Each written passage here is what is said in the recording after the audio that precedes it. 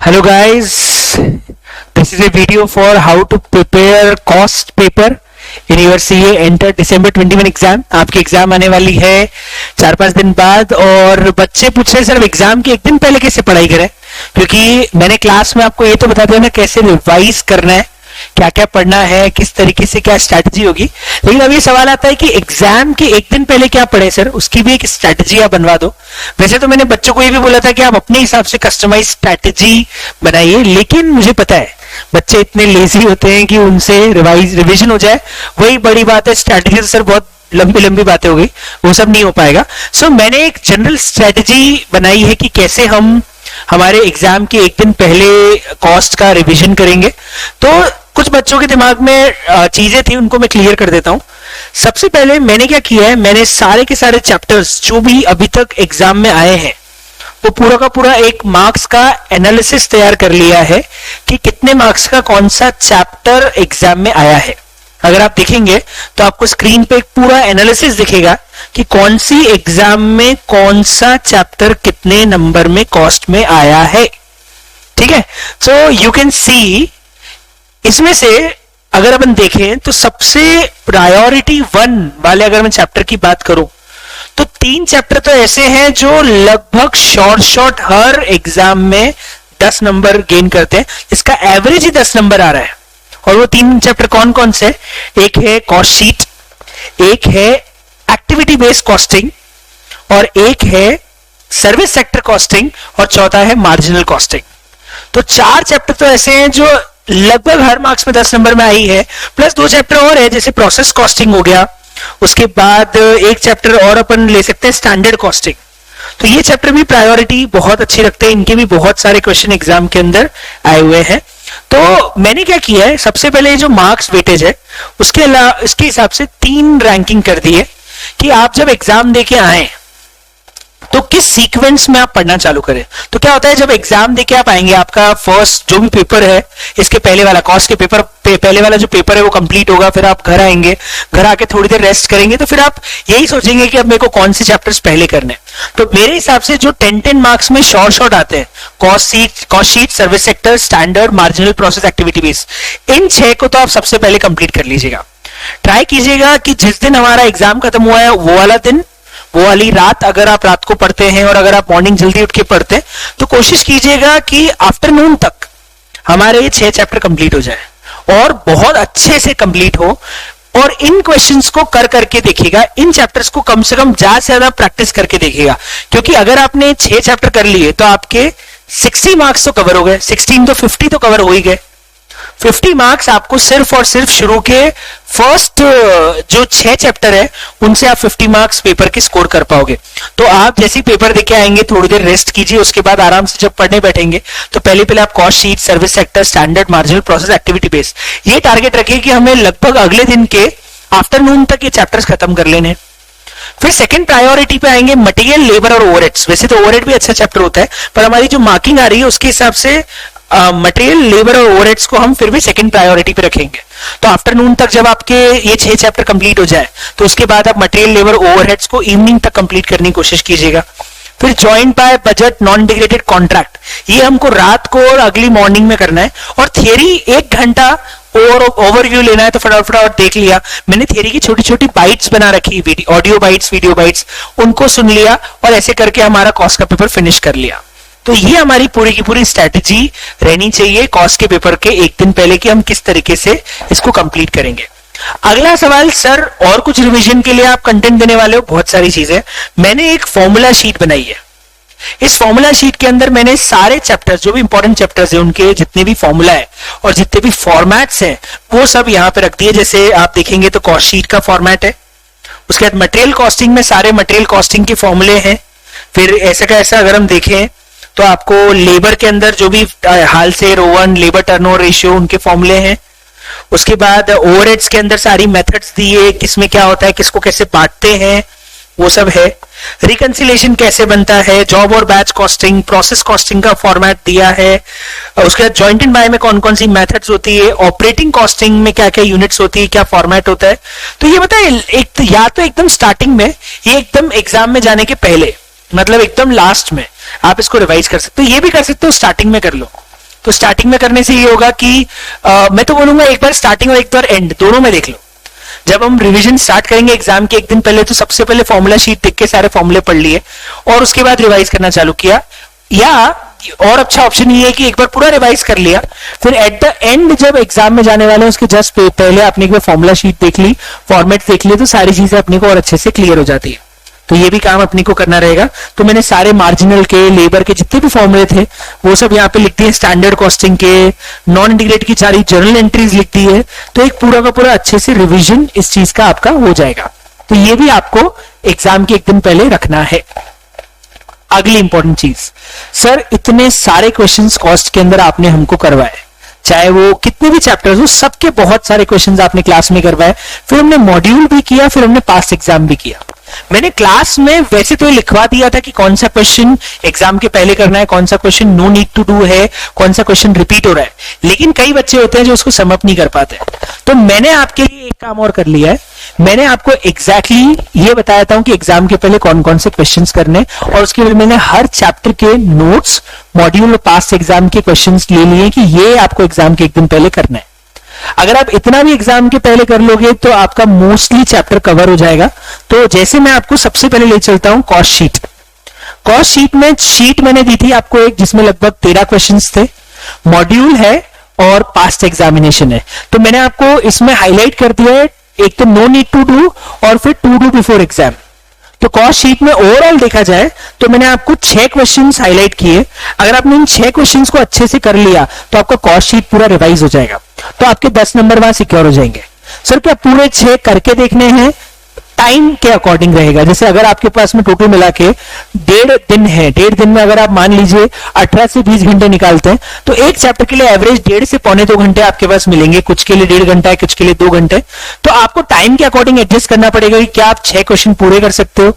नहीं तो 6 में से 3-4 प्रैक्टिस करके देख लिए, 2 में मेन पॉइंट जो है वो देख लिए, उनको पूरा नहीं किया। पर अल्टीमेटली आपको करके तो देखना ही है। ऐसा नहीं हो सकता कि एग्जाम के एक दिन पहले आप कॉस्ट का मॉड्यूल और नोट्स लेके बैठे हो, कॉपी लेके बैठे हो और क्वेश्चन पलटे जा रहे हो, पलटे जा रहे हो, पलटे जा रहे हो गया चैप्टर खत्म। नहीं, हर चैप्टर में से कुछ क्वेश्चंस तो आपको प्रैक्टिकली पूरे के पूरे सॉल्व करके देखने पड़ेंगे, अदरवाइज आप एग्जाम में परफॉर्म नहीं कर पाओगे। तो इंपॉर्टेंट है 6 क्वेश्चंस ओवरऑल करने। मैं नहीं बोल रहा हूं 6 को पूरा लिख के करो, 6 को पूरा कंप्लीट करो, लेकिन 6 में से 3-4 तो आप ऐसे अच्छे अच्छे पूरे पूरे कंप्लीट करो, और 2-3 क्वेश्चन ऐसे हैं जो अच्छे से पॉइंट्स देख लो कि उसके अंदर मेजर पॉइंट्स क्या है, उसमें सॉल्व करने का तरीका क्या है। पर कम से कम इन 6 क्वेश्चंस को पूरा अच्छे से करके जाना है, देख के जाना है, इनको स्किप कर देना। सर बाकी वो करे ही नहीं, मैं बोल रहा हूं टाइम हो तो सब करो, नहीं हो तो कम से कम ये तो करने ही करने। ऐसे हर चैप्टर के मैंने क्वेश्चन ले लिए। प्रोसेस के अंदर कौन कौन से नोट्स के क्वेश्चन, मॉड्यूल के क्वेश्चन, पास एग्जाम क्वेश्चन। जैसे प्रोसेस में आपको कोई स्पेशल क्वेश्चन पास एग्जाम में है ही नहीं, तो मैंने लिख दिया कि आप पास एग्जाम नहीं भी देखोगे तो प्रोसेस का चलेगा, उसका नोट्स और मॉड्यूल के क्वेश्चन कर लोगे तो भी बहुत है। वो भी कौन कौन सा क्वेश्चन करना है वो लिख दिया। ज्वाइन बाय में ऐसे ही 7 क्वेश्चन है, प्रोसेस में 8 है, मार्जिनल में ज्यादा है क्योंकि मार्जिनल प्रायोरिटी की हिसाब से बहुत इंपॉर्टेंट है और वेराइटी ऑफ क्वेश्चंस बहुत ज्यादा है। तो मॉड्यूल, पास्ट एग्जाम, नोट्स में से कौन कौन से क्वेश्चन करने। स्टैंडर्ड में भी क्वेश्चंस 13 है, मार्जिनल के अंदर 16 है। तो उस हिसाब से आप टाइम एलोकेट कर दीजिएगा, क्योंकि जिन चैप्टर्स में क्वेश्चंस ज्यादा हैं उनको फिर आपको टाइम थोड़ा ज्यादा अलोकेट करना पड़ेगा। किसको कितना टाइम दोगे वो आप एग्जाम के एक दिन पहले अलोकेट कर देना कि मैं कॉस्ट शीट जल्दी खत्म करूंगा, क्वेश्चंस कम है, ओवरहेड्स और मार्जिन में ज्यादा टाइम दूंगा क्योंकि क्वेश्चंस ज्यादा है। तो वो आपको अपने हिसाब से वो स्ट्रेटेजी बना के मिटिगेट करना पड़ेगा। ठीक है, एक्टिविटी बेस्ड कॉस्टिंग भी बड़ा इंपॉर्टेंट चैप्टर है, लेकिन उसमें नंबर ऑफ क्वेश्चंस कंपैरेटिवली कम है, 8 ही क्वेश्चन है क्योंकि ज्यादा वेराइटी नहीं बनती है। फिर बजटरी है, बजट में भी 8 ही क्वेश्चन है, ज्यादा वेराइटी नहीं और इतना इंपॉर्टेंट भी नहीं है। मटेरियल में थोड़े ज्यादा क्वेश्चंस हैं क्योंकि मटेरियल में क्वेश्चंस छोटे छोटे होते हैं, 5-5 नंबर के क्वेश्चन ज्यादा आते हैं इसलिए ज्यादा है। लेबर में भी 12 क्वेश्चन है। सर्विस सेक्टर बहुत इंपॉर्टेंट है और इसमें वेराइटी बहुत ज्यादा है, इंश्योरेंस, ट्रांसपोर्ट, इसलिए 14 क्वेश्चन आपको करने रहेंगे। कॉन्ट्रैक्ट में वेराइटी भी कम है, इंपॉर्टेंट भी नहीं है इसलिए 7 क्वेश्चन। नॉन इंटीग्रेटेड भी इतना इंपॉर्टेंट नहीं है इसलिए 4 क्वेश्चन, और रिकंसिलिएशन में भी 3-4 क्वेश्चन में काम हो जाएगा। इंटीग्रेटेड सिर्फ जनरल एंट्रीज एक बार देख लेना, उसका क्वेश्चन सॉल्व मत करना, बहुत बड़ा क्वेश्चन है, रिक्वायरमेंट नहीं है। जॉब एंड बैच में आपको सिर्फ पास्ट एग्जाम क्वेश्चंस कर लेने हैं, वो बहुत है। जॉब एंड बैच के अंदर मेनली जो आता है वो आता है इकोनॉमिक बैच क्वांटिटी, वो मटेरियल वाला कॉन्सेप्ट है, ईओक्यू वाला, ईबीक्यू। तो जॉब एंड बैच में मेनली उसको कर लेना क्योंकि 99% चांस से जॉब और बैच आया तो ईबीक्यू आएगा या फिर कॉस्ट शीट रिलेटेड आएगा। तो कॉस्ट शीट कर लिया तो जॉब एंड बैच की सिर्फ पास एग्जाम भी कर लोगे, that is more than enough. तो ये आपको एग्जाम के पहले सॉल्व करना है। अब एक आखिरी सवाल बच्चों के दिमाग में और आता है, सर एग्जाम पेपर में जब हम पेपर करेंगे तब हम किस तरीके से क्या स्ट्रेटेजी करें। पहली चीज जो मैं आपको एडवाइस करूंगा वो ये है कि पेपर के पहले जो 15 मिनट मिलते हैं पढ़ने के लिए, उस दौरान पूरा पेपर पढ़ने की कोशिश मत कीजिए। आपका मन तो बहुत ललचाएगा कि मैं पूरा पेपर पढ़ लेता हूं। मैं उसकी जगह बोलता हूं कि उस 15 मिनट के अंदर सिर्फ शुरू के 20 नंबर के क्वेश्चन को बहुत ढंग से पढ़ लेना, जो 5-5 नंबर के 4 क्वेश्चन आते हैं उनको ढंग से पढ़ लेना, ताकि जैसे ही टाइमर स्टार्ट हो आप उन 4 क्वेश्चन को सबसे पहले कंप्लीट कर लो। मैं आपको बिल्कुल भी रिकमेंड नहीं करूंगा कि आप 100 नंबर का पूरा पेपर करने में पहले 15 मिनट जो पढ़ने की टाइम मिलता है, रीडिंग टाइम मिलता है, उसको वेस्ट कीजिए। इससे बेटर है आप वो शुरू के 20 नंबर के जो क्वेश्चन आते हैं, जो 5-5 नंबर के 4 क्वेश्चन आते हैं, वो कंपलसरी क्वेश्चन होता है, वो करना भी होता है, छोड़ने का ऑप्शन होता नहीं है उसमें, तो आपको करना ही है। तो आप उस 20 नंबर के सारे क्वेश्चंस को अच्छे से रीड कर लो और जैसे ही आपका पेपर स्टार्ट हो पहले उस 20 नंबर को खत्म करो। क्या होगा, इससे 2 चीजें होगी। एक तो आपका जो शुरू का 100 नंबर का पेपर देख के जो घबराहट होती है, घबराहट क्या होती है कि आप जब पेपर को पूरा पढ़ते हो तो ऑफ कोर्स पेपर में एक आध क्वेश्चन तो ऐसा आपको आएगा जिसको देख के आपको लगेगा कि यहां बैंड बच गई। तो कोई दिक्कत नहीं ना, 100 नंबर के पेपर में से अगर 10 नंबर का ऐसा क्वेश्चन आ भी जाता है तो हमारे पास 90 नंबर तो हैं। पास होने के लिए 40 चाहिए, एग्जामिशन लाने के लिए 60 चाहिए। तो इसका मतलब ये है कि ये जो 100 नंबर का पेपर है ये पूरा आपके अकॉर्डिंग आ जाए, ऐसा नहीं होगा। ट्राई तो हम यही करते हैं कि हम सब कुछ पढ़ के चले जाएं ताकि पूरा हमारे हिसाब से पेपर आ जाए, पर फिर भी एक आध क्वेश्चन नया छप जाता है जिसमें दिक्कत आ जाती है। तो बेटर है कि आप पूरा पेपर पढ़ेंगे तो आपको एक आध क्वेश्चन इतना डराएगा कि आप उस चक्कर में बाकी पूरा पेपर बिगाड़ देंगे। तो बेटर है कि आप पहले उस 20 नंबर के क्वेश्चन को ही पढ़ें 15 मिनट के अंदर और उन्हीं 20 नंबर के क्वेश्चन को सॉल्व करना स्टार्ट करें, उसके बाद आगे की क्वेश्चन पढ़ना चालू करें। दूसरा, मैं आपको रिकमेंड करूंगा कि जैसे ही आप 20 नंबर के क्वेश्चंस कंप्लीट कर लें, go for cost sheet question. ये question I think second question ही आता है, सेकंड का ए पार्ट या बी पार्ट, पर ढूंढ लेना कि कहीं कॉस्ट शीट क्वेश्चन मिल रहा है क्या, क्योंकि कॉस्ट शीट में गलती होने के चांसेस कम है। दूसरा, आप जा सकते हैं, तो अगर मैं प्रायोरिटी बोलूं कि पेपर कैसे सॉल्व करेंगे, तो सबसे पहले तो 20 मार्क्स के वो क्वेश्चन सॉल्व करने जो 5-5 नंबर के 4 क्वेश्चन आते हैं।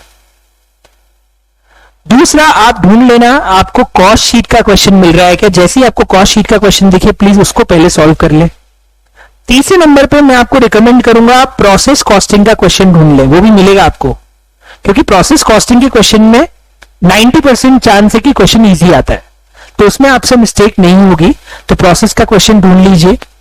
चौथा, आप ढूंढ लीजिए एक्टिविटी बेस्ड कॉस्टिंग का क्वेश्चन, वो भी इजी आता है और जब हमने 8-10 क्वेश्चन किए 99% चांस है उन्हीं में से मिलता जुलता क्वेश्चन आएगा, तो वो ढूंढ लीजिए। अगर वो मिल रहा है तो वो पहले सॉल्व कर लीजिए।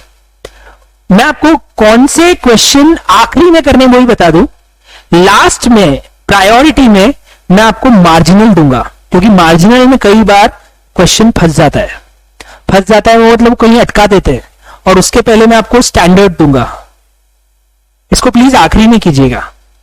स्टैंडर्ड मार्जिनल इसको आखिरी में करने की कोशिश कीजिएगा, पहले इन चैप्टर को। अभी मैं ये नहीं बोल रहा हूं कि यही स्ट्रेटेजी एग्जैक्टली आपको फॉलो करनी है, पर मैं आपको एक रिकमेंडेशन दे रहा हूं कि इस तरह से जा सकते हैं। मटेरियल का क्वेश्चन आपको शुरू के 5 नंबर में मिल जाएगा, इसलिए मैं उसका नाम नहीं लिख रहा हूं, क्योंकि मटेरियल का क्वेश्चन मोस्टली यही कवर हो जाता है 20 मार्क्स में। पर कॉस्ट शीट का 10 नंबर का आता है, प्रोसेस का 10 नंबर का आता है, एक्टिविटी बेस्ड का 10 नंबर का आता है। एक और है सर्विस सेक्टर।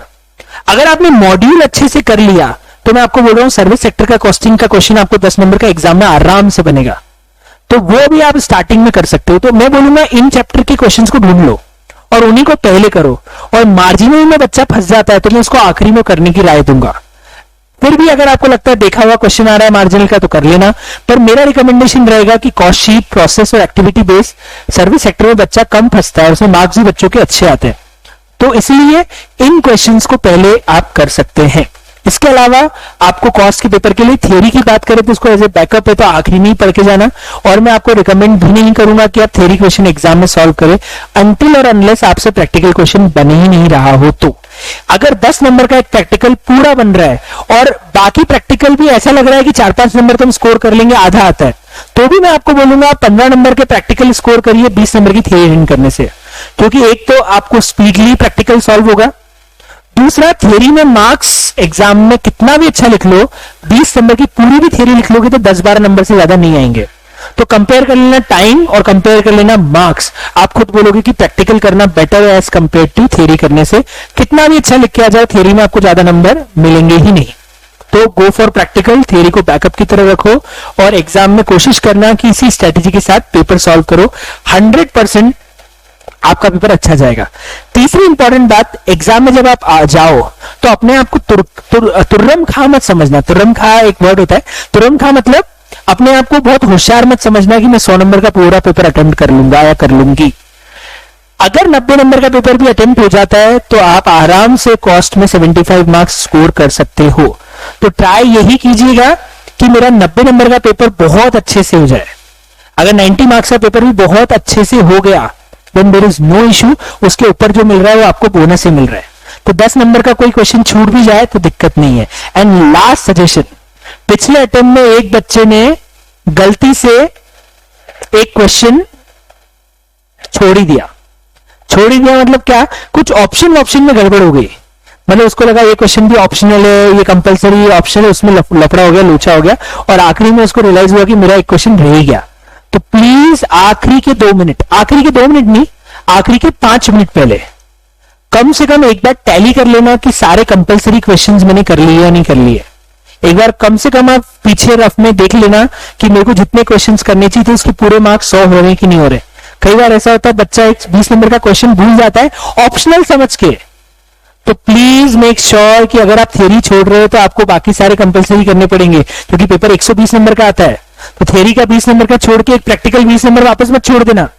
तो प्लीज उसको भी एक बार टैली कीजिएगा आखिरी में कि आपने कौन कौन से क्वेश्चंस कर लिए हैं। आगे उसको कॉपी में लिखना रहता है कौन कौन से क्वेश्चंस कर लिए, वो प्रॉपर्ली लिख लेना। आगे फर्स्ट पेज पे लिखना रहता है कि आपने कौन कौन से क्वेश्चंस कौन कौन से अटेम्प्ट किए हैं, वो सब आपको प्रॉपर्ली लिखना पड़ेगा, अदरवाइज मार्क्स गड़बड़ हो जाएगी। ठीक है, सो यही मेरी राय रहेगी रिगार्डिंग कॉस्ट पेपर। मैंने आपको ये जो पूरा कंटेंट है, ये पूरा जो शीट है जिसमें मैंने सारे क्वेश्चंस और फॉर्मूला शीट और सारे मार्क्स के वेटेज, ये जो मैंने आपको पूरा का पूरा पैटर्न बताया है, इसको मैं इसी लेक्चर के नीचे डिस्क्रिप्शन में ऐड कर दूंगा। तो आप वहां से ये पूरी की पूरी शीट डाउनलोड कर लीजिएगा। That is what to do before exam. तो एग्जाम के पहले क्या करना है, उसकी कॉस्ट की पूरी शीट है, ये आप डाउनलोड कर लीजिएगा और इसके हिसाब से पूरी की पूरी स्ट्रेटेजी आपको बनानी है। मैंने एक जनरल स्ट्रेटेजी आपको बता दी, आपको बाकी जैसी स्ट्रेटेजी सही लगे वैसे आप बना सकते हो। Best of luck for your exam, good luck to every student. सब लोग बहुत अच्छा पेपर करके आना। कॉस्ट में वैसे भी आराम से आपको एग्जामिशन आएगी अगर आपने क्लास प्रॉपर अटेंड करी है। मैंने आपको क्लास में नोट्स, पास्ट एग्जाम, मॉड्यूल सब करवाया है, मोर देन इनफ। इसके अलावा कुछ नहीं करना। उसमें मैंने आपको कौन कौन से क्वेश्चन है वो करने बता दिए, वो कर लेना। आराम से आपको कॉस्ट में एग्जामिशन आएगी और इसका फायदा आपको दूसरे पेपर में भी मिलेगा। So good luck to everyone, bye bye.